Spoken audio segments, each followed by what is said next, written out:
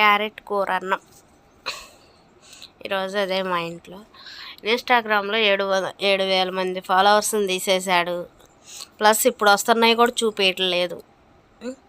యూట్యూబ్లో కూడా 1,200 మంది సబ్స్క్రైబర్లు ఉన్నారు. మళ్ళీ వీళ్ళు కూడా పోతారేమో, నేను రోజు ఏదో ఒకటి పెడతా ఉంటా చూడండి.